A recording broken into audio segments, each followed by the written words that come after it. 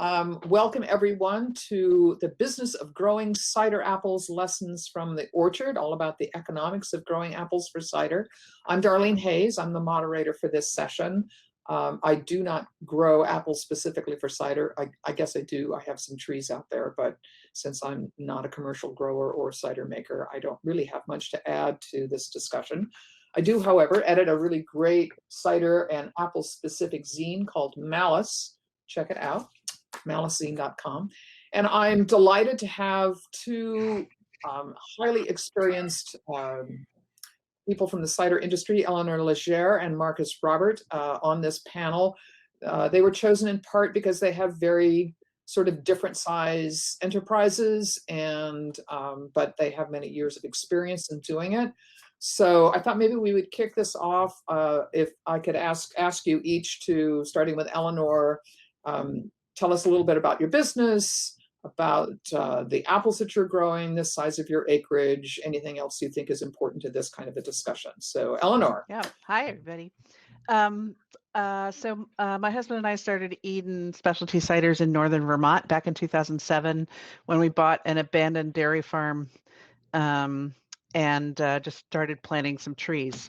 Our orchard is really small. It's 4 acres. We have about 1,000 trees, and we sort of follow the Michael Phillips holistic management practices, and it is a very small proportion of the total apples that we use in our ciders. So we have a network of growers throughout Vermont and New Hampshire, many of which are small orchards like our own, 3 acres, 4 acres, 6, 10, and then a couple of larger ones. Our focus has always been on the quality of the apples and the juice for more boutique, higher end cider in 750 mLs. Great, thank you. Marcus. Hi, I'm Marcus Robert from Tieton Ciderworks in Yakima, Washington. Personally, I grew up in the apple industry, or the tree fruit industry, on a small orchard, about 60 acres. I'm associated with another company called Harmony Orchards and Ciderview. And altogether, there's about 400 acres there, which in Washington State is about a medium-sized grower. You don't get to be a big grower in Washington State unless you have about 1,000 acres or more.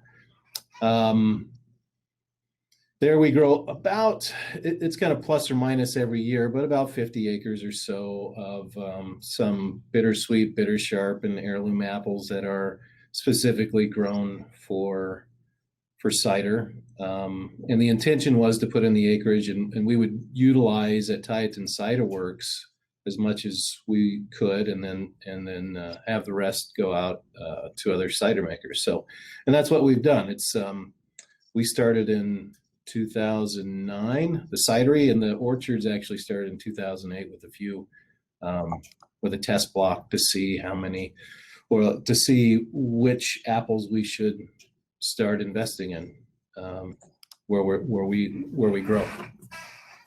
So that's us. Great, terrific. Well, let's kick it off a little bit with some discussion about an enterprise budget that WSU has put together for growing cider apples. There are a number of them that are useful. I'm going to put a link to all these enterprise budgets. There are a lot of different enterprise budgets in the chat for people who want to check them out. One of my questions was, and these budgets go through, costs of buying land, costs of getting equipment, costs of putting in trees, and allow you to sort of plug in the numbers yourself for your own situation, based primarily in Washington, I understand, because of course it's done by WSU. And I know that that Carol Miles and others at WSU have talked about these budgets at CiderCon in the past. But one of my questions for you, Robert, in particular, is you have said that you've used this, and how does the real world match sort of the assumptions that went into this budget. Maybe you can talk to us a little bit about these and how they've worked in sort of your universe. Well, I mean, anytime you're going to put in something like an orchard, which is going to be a very long-term investment, you need to have as many as many of those cost variables and revenue returns as close as you can. I mean, you're talking about starting a whole other business, really. Even if you're putting in a half acre or 4 acres or 100 acres, you need to know how much that's going to cost you and be able to grow those trees correctly, because when we're planting let's say a gala block in some of these higher density trellis systems, they could easily be $30,000 to $35,000 an acre by the time you start seeing a return on investment. And that's, on the higher density orchards, it's about 3 to 4 years before you actually start seeing any kind of return. Now, you could do an orchard as simple and as inexpensive as possible, just planting trees. In a half acre orchard, that's something that a single person can manage. But these enterprise worksheets I've utilized from WSU have been very accurate, actually. And since we have a lot of information on the growing side that we've collected for years and years and years and years, we can plug those in, and variables change from year to year. Your taxes may go up, your water may go up, your some pressures may go down, some chemicals may cost less, some labor goes up every year. So those types of things, it's good to look at and take a look at them on a yearly basis. But I guess since we're talking about it, can I share one of those worksheets? Sure. Okay, let's see. Let me go to one of these tabs. They actually started producing these worksheets for apples a little over a decade ago, and they became more and more comprehensive. And this one actually, Carol Miles and her team produced this one, and it's a cost estimate for establishing a cider apple orchard in Western Washington, which it could be, and I think it's titled that because their research station is in Western Washington, but really you can put in anything anywhere you want. It's just what this helps you do, and we'll go through a few tabs here, is actually have an enterprise budget that is very robust, that has a lot of information in it, and you can put in as much information as you want or as little, but it also gives you some ideas of the things that you're going to need to budget for that you may not have thought of. Even insurance, property taxes, if you pay for water, if you have to rent bees, all that sort of thing. And it'll actually amortize. If you have to amortize pieces of equipment, it'll put together an amortization schedule for you. So it's a pretty robust worksheet. And you can find this worksheet in that website that Darlene shared. But once you put together, so this is basically your budget tab, and this is getting you through year to year 5 when your tree should be in full production.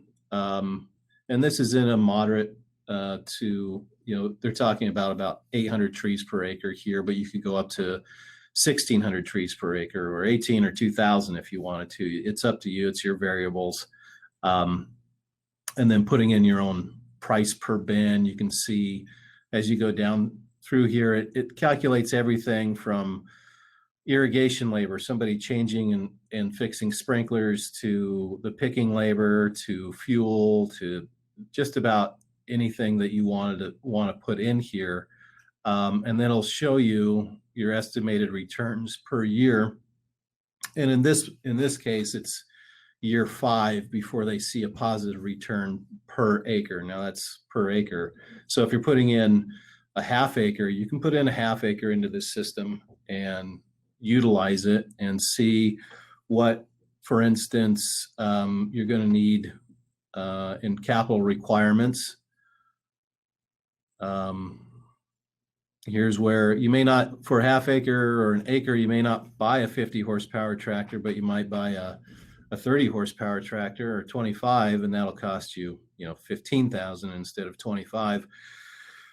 But this is what we utilize every time, or a spreadsheet like this every time we're planting a new area, because even though I had maybe the last orchard we planted was 3 years ago, a lot of these costs, especially labor, has gone up in the last few years. So just a great tool. For instance, it has here some of your break even or on estimated return per acre.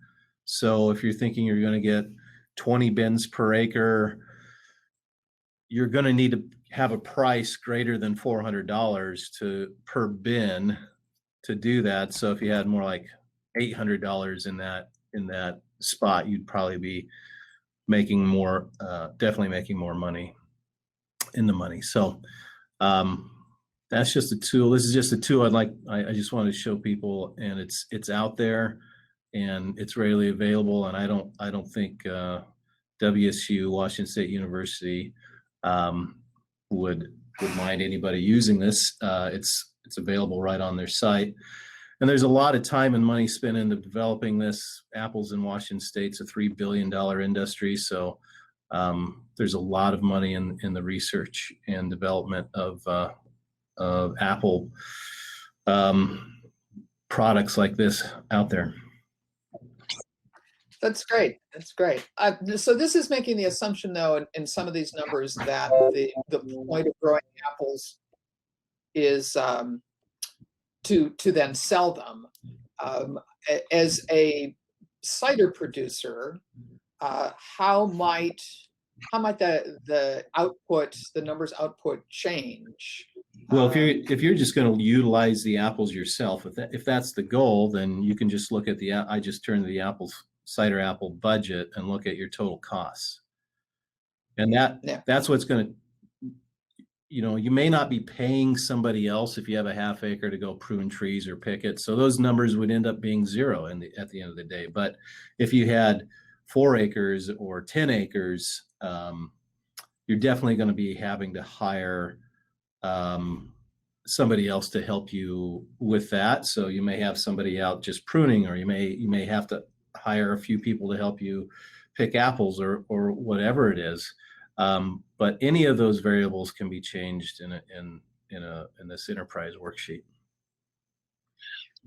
So there is a question in the chat, and maybe both of you can address this.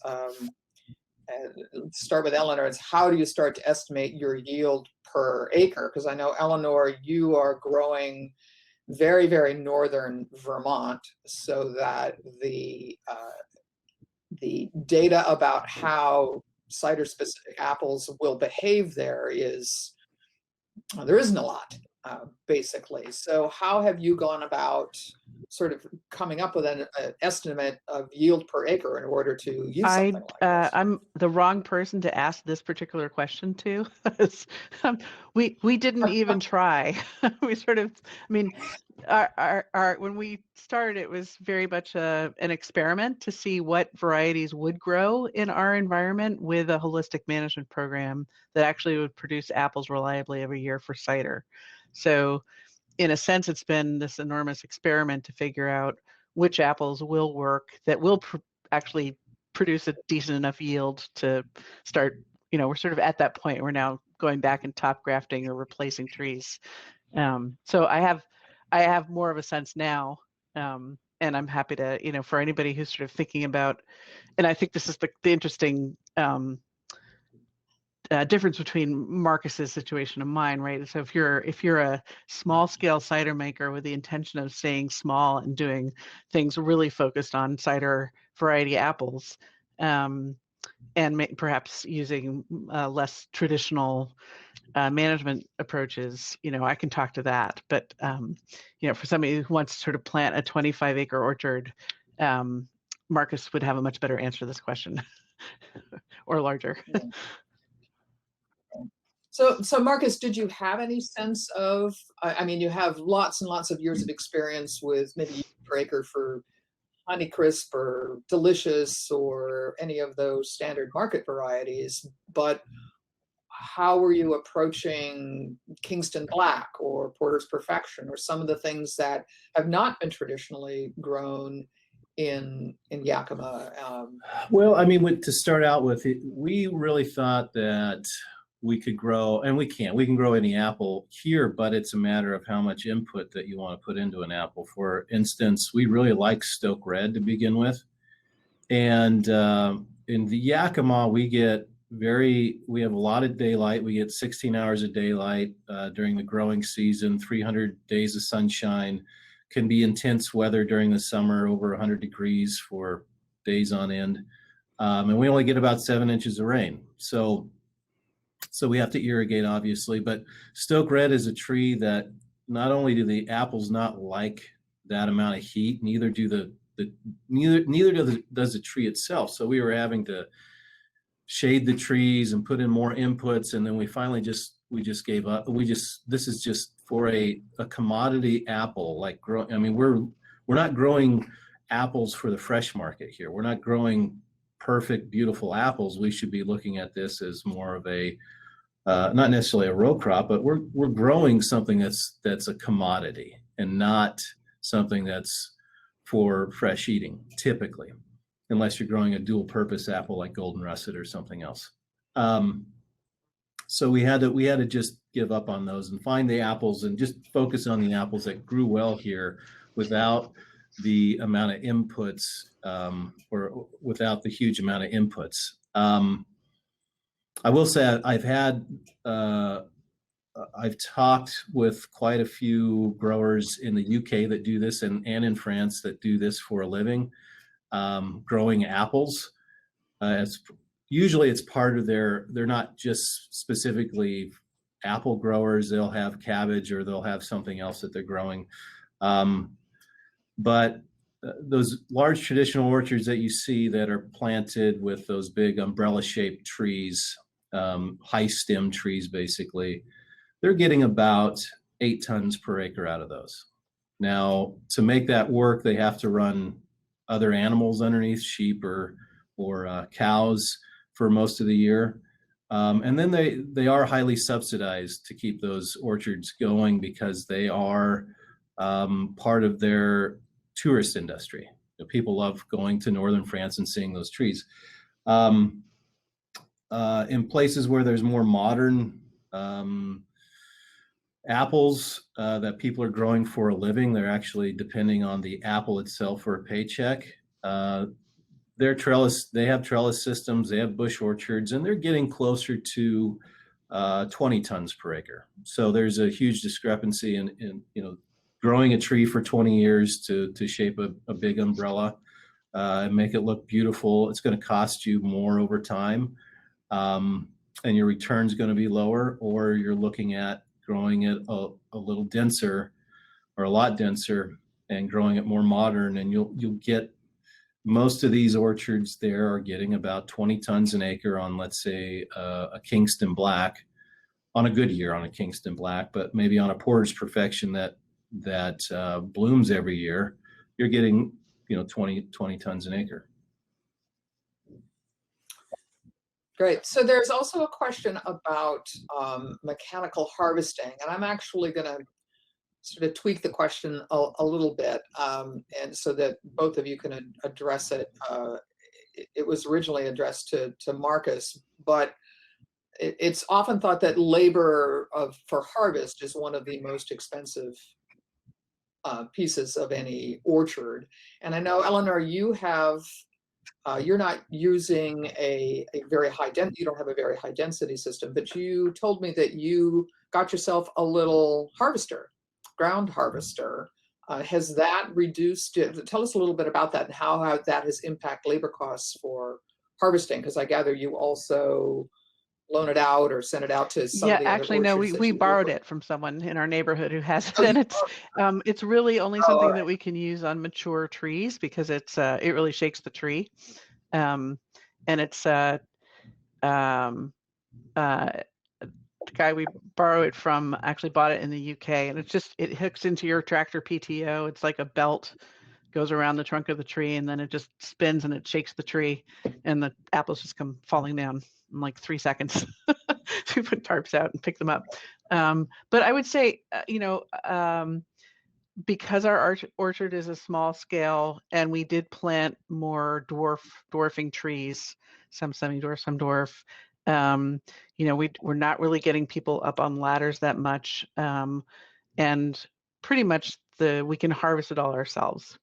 And it's not that difficult, and we can get some local help to come in and help a little bit, but it's our yield is not high, and our scale is not big, and we don't even we don't rise to the moment of having a real crew other than for sort of like 2 weeks out of the year. So Marcus, the actual question is, can you speak to orchard economics of mechanized harvest, European bush style, versus high density, given the rising cost of labor on the scale of 5 to 15 acres? Well, a lot of those small right around harvesters that you can fit a half a ton, I think maybe 800 pounds of fruit in the back that'll pick up. You can import one of those for about $30,000. We handpick everything. And it's just the culture of what we do with everything, with all of our other fruit that we grow. We've handpicked everything. But again, that would be, if we're talking about where tradition comes from in Europe, they typically have a bloom date or a pick date based on their bloom date. And they will go out and pick up apples with their apple picker uppers like a week before that harvest date, because apples start falling off early, and then they'll go through again a week later on harvest date, and then they'll go a week after that proposed harvest date. So they usually go through the orchard at least twice, if not 3 times. And if there is some stuff left on the trees, they'll actually go through and shake the trees. If they're on trellis, they'll just grab the wires and shake the wires, and the apples fall off. And that last picking is actually they typically use that for brandy, because those are not the best mature apples to make the best cider out of. So they'll typically use that. But if we're talking about how many people it takes to pick apples, these pick a lot slower because of the size of the apples. So we're paying people by the hour to go out and pick them. And when we usually pay by the piece, which meaning pay by the bin, we pay by the hour, and it goes much slower. We might typically it takes one person per about 3 acres to pick efficiently on a standard apple. This takes more efficiency or more people to pick by hand. So if you have the funds, and if it works out economically, would a investment in a $30,000 machine, and actually, to tell you the truth, if you got like a Sawzall, I've seen this from WSU. They've been experimenting with like a handheld Sawzall with a little grip on it to shake limbs or shake wires. You can get apples off the tree fairly easily.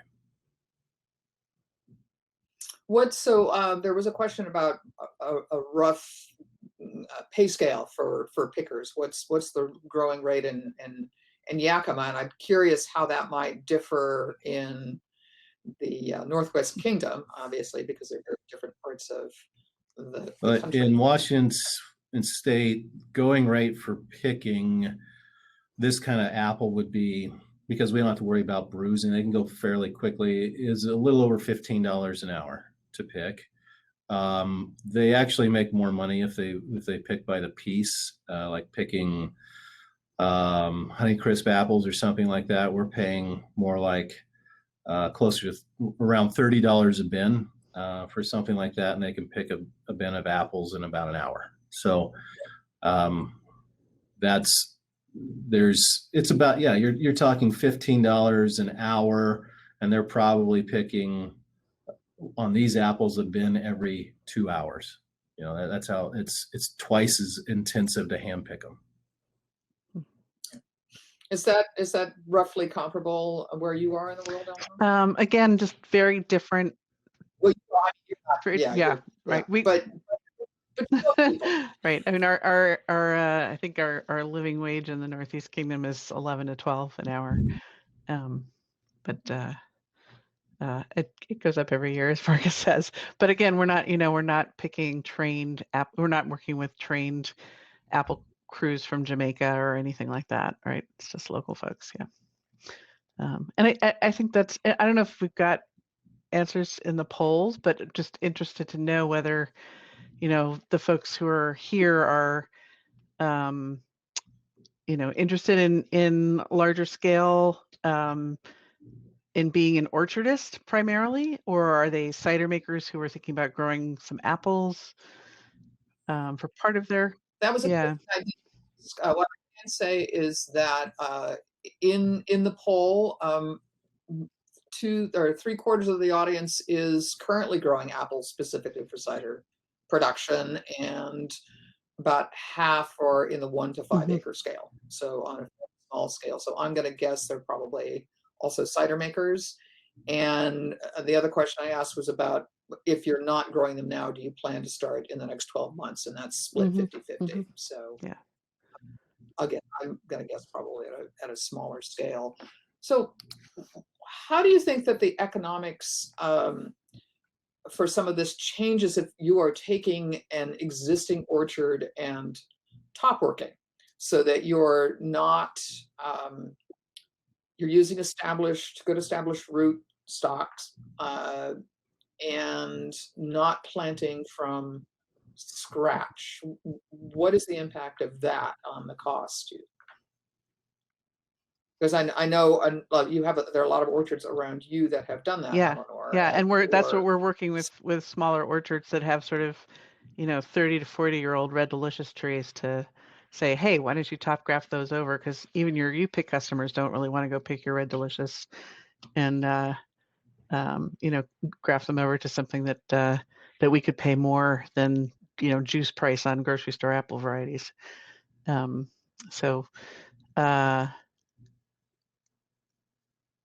Yeah. I think it's if somebody asked me, like, if I were to step back and I, hadn't bought the piece of property that we're on now, and I knew I was going to get into the cider business, as opposed to we didn't when we did, I would definitely look for an existing orchard to top graft over. Absolutely. I mean, you're gonna pay more for something that's a going concern than a piece of land, but I think if you look at the investment and the time it takes to get trees up and going, and your ability to experiment, I think in top grafting is you get a quicker read on how the apples are going to perform, because all that energy coming up from that mature root system is going to start showing something in the variety than if you're planting a new tree. So I don't know. What do you think, Marcus? We've done that a few times, and obviously we do that in a commercial orchard too, when a variety isn't working out as well as we planned. And we've even taken an old Fuji, about 5 acres of Fujis, I think, and top worked them into, they were a little bit further apart than what we typically plant now. And so we actually top worked them over to a Nedvitskayana red fleshed apple. Cool. And put up a V trellis for those, so we could get a larger canopy, supported canopy out of a tree that's planted a little further apart. And they've done pretty well that way. But it just depends on how old that rootstock is. These were on 111s, which is a medium to medium large rootstock.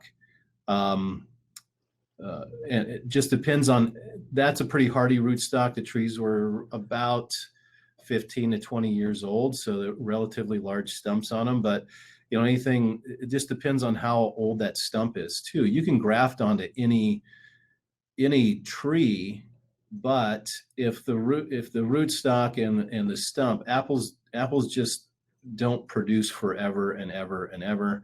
So if it's an old orchard, it may not be worth grafting on old stumps, because they may not produce what a newer rootstock would produce. What would you say, how old is too old as a guess? In my orchard that I farm, we have grafted onto about 30-year-old trees. And at that point, well, they might have been older. Actually, those were older trees. Those were 50-year-old trees. And that was a while ago, and they produce pretty well. We have 110-year-old trees in our front yard, and I would not graft onto those trees. So somewhere between the 50 and 110 is where I would stop. And I think it also depends how those trees have been managed over time, right? I mean, Yeah. what's the famous Indiana Jones line? It's not the age, it's the mileage. Have those trees been really intensively managed, because those probably aren't going to last as long, versus ones that have been sort of gently managed, maybe. So Scott has a question here. What tree spacing would you recommend in the Pacific Northwest? And really, it's going to cost you more money to plant the trees closer up front.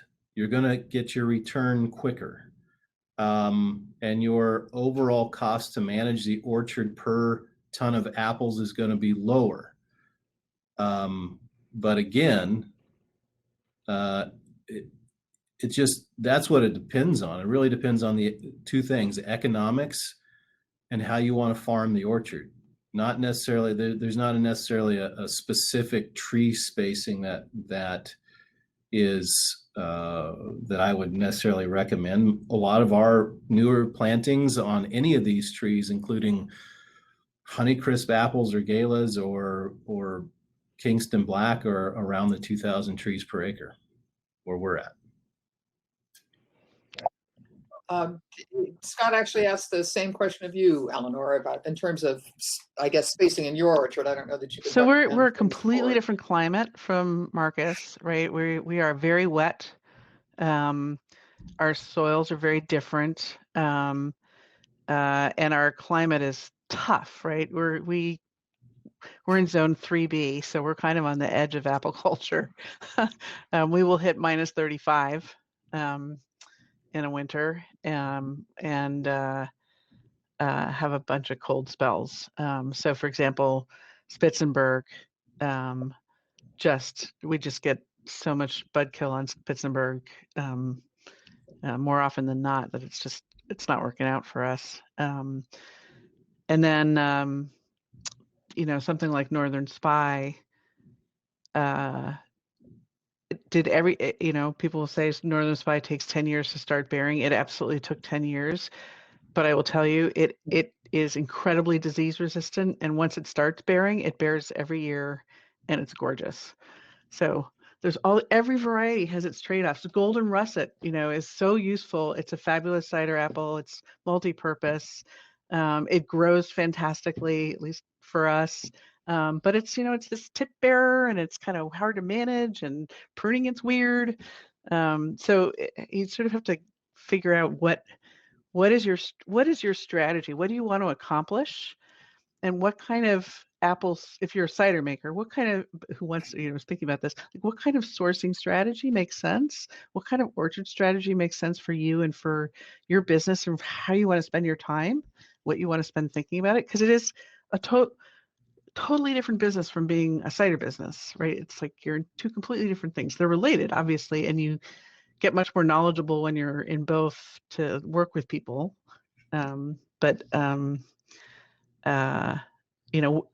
approach to our orchard is completely different, right? We, if anything, we want to go back to less density, larger trees, because they are more likely to be strong and survive. And actually, will our semi-dwarfs bear sooner than our dwarfs because it's so tough where we are.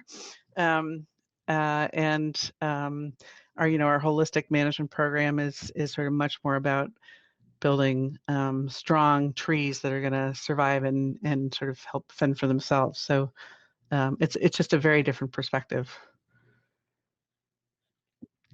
Right. There probably aren't too many places in the Pacific Northwest that have the kind of climate you're dealing with. Although I can imagine if you are across the border in Canada, or maybe a little further east in Idaho or Montana, there might be much more challenging climates that are a little bit, closer. And we have a couple of advantages, like water's not an issue, but the downside of being in a place where water's not an issue is fungal pressure. Keith is asking what kind of yield we anticipate on a spacing of 10 by 18 on M106, which is that's 240 trees per. That's more my world to go with the Keith's world, and gosh, it's the same kind of thing where I guess we'd like to get to where we could get probably about half of what Marcus was talking about, like 10 tons an acre would be nice. But we're still at the point where we've got varieties in there that just aren't happy, so we're still like pulling out and rearranging our orchard based on what we've been learning. There was a question earlier about favorite varieties for ease of growing and good juice yields, but I guess it's going to depend a little bit on where you are and again how you're managing. Yeah, I mean, I always remember Steve Wood saying, everybody was, as the person who first started growing a lot of these trees, coming and saying, well, which variety should I use? And he's like, I don't know how it's going to grow where you are, which is totally true. I mean, he's got Spitzenberg has been an important apple for him, and I'm only an hour and a half north of Steve, and it's just not going to work for me the same way. Golden Russet's awesome.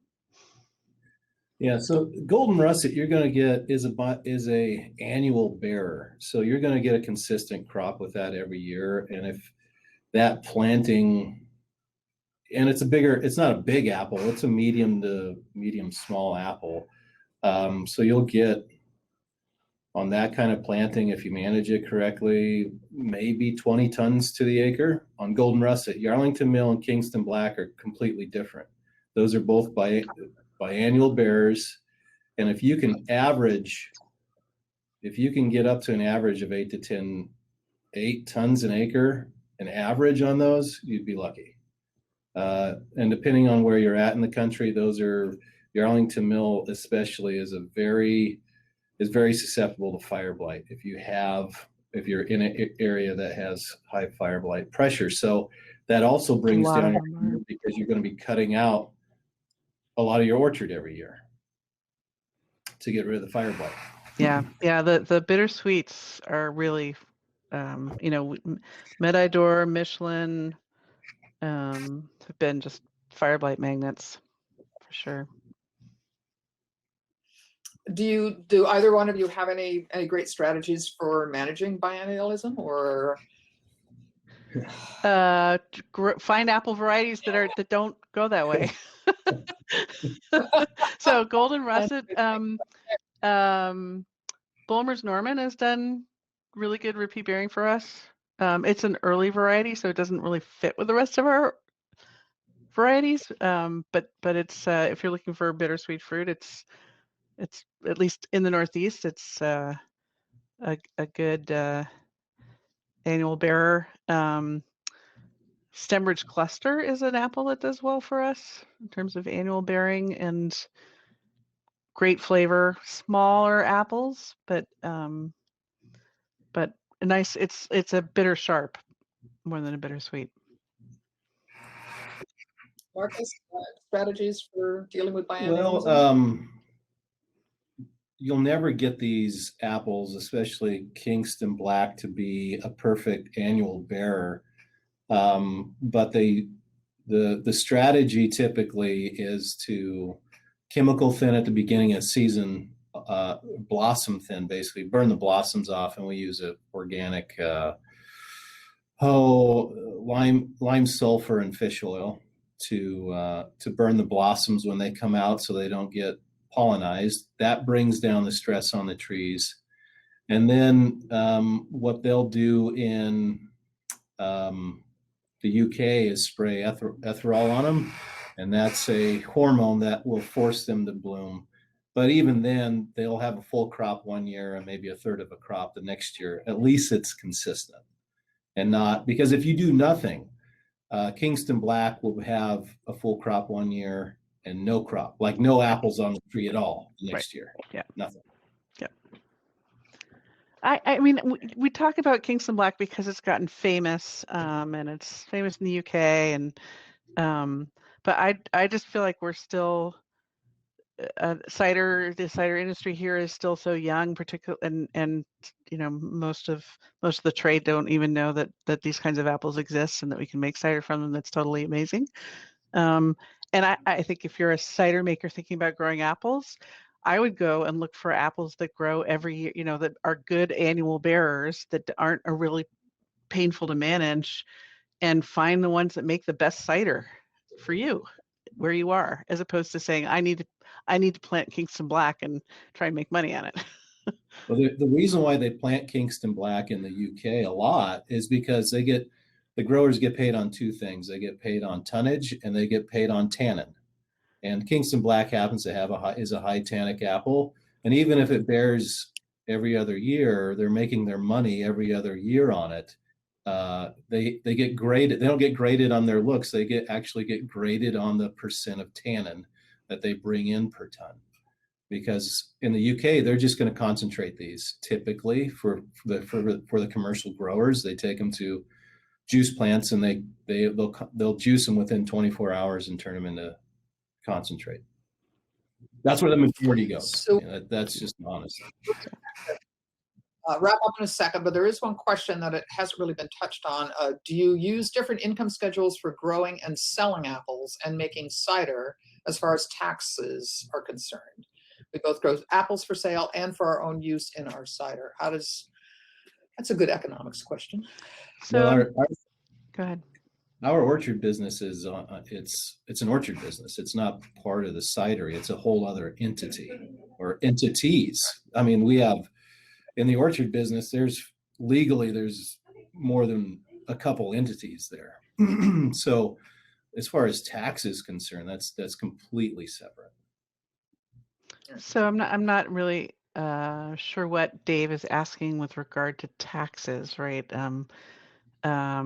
If you've got cider and orchard in the same entity, what we do is to look at we set a pretty close to market price internally. Because we want to look at how is the orchard doing as an orchard business versus how is the cidery doing as a cider business. So we actually sort of set a market price for the apples that we're growing. So we can say if we get, 600 bushels off our orchard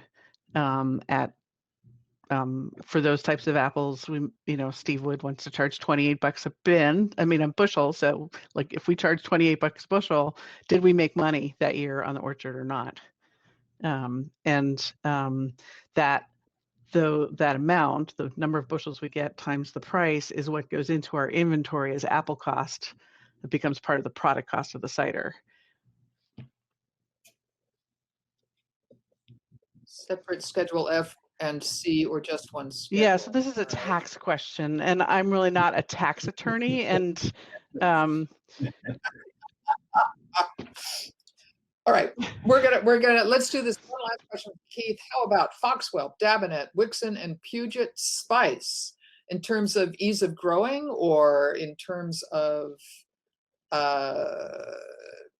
biennialism, or I don't know? And any thoughts on any of this? I know Wixon's Dabinet is extremely biennial. Wixon, it just ropes on the tree every year, but you're not going to get, they're little tiny apples, so you're not going to get a lot of tons per acre off of it. They're a good blending apple, but to put into something if you want to raise acid or raise the bricks, but to think you're going to get more than a couple tons an acre out of that apple is, you're not going to.